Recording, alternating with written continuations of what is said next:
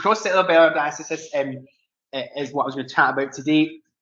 Greek etymology is always a good place to start. So it comes from the sort of meaning of shock throughout, and this kind of comes into the concept of diaschisis. Is this concept that one part of the brain, if it's damaged, can affect the function of another part of the brain through connected, in this case, white matter tracts. So you can obviously see this is from a case report here on the right, and I think that's probably cingulate gyrus, and you can see sort of a T2 hyperintensity, and then on the contralateral side in the cerebellum, sort of signal change.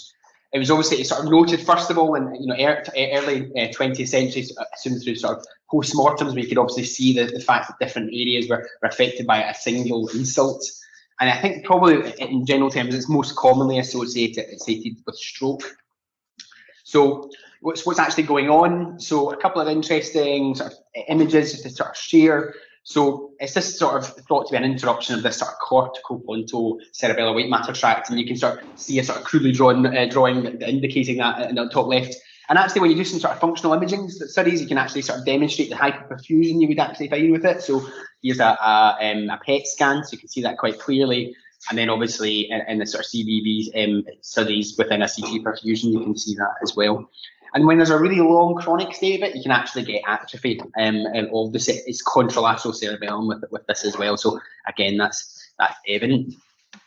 So causes, I think effectively anything that causes a hemispheric problem can cause this.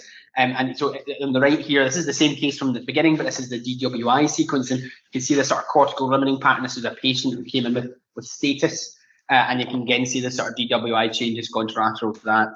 But anything from tumour, cephalitis, seizure, radiation, necrosis, and congenital disorders like, I'm not going to say that, but you can see it there. So, but it's not just an isolated phenomenon. You can just basically get it with lots of different insults. So you can get it with an MC infarct affecting the ipsilateral thalamus. You can get cross-transhemitic diaschisis with contralateral stroke, and then obviously through the thalamocortical tracts as well. So yeah, I thought it was something I'd never heard of and something to flag up. So hopefully that was a useful little thought.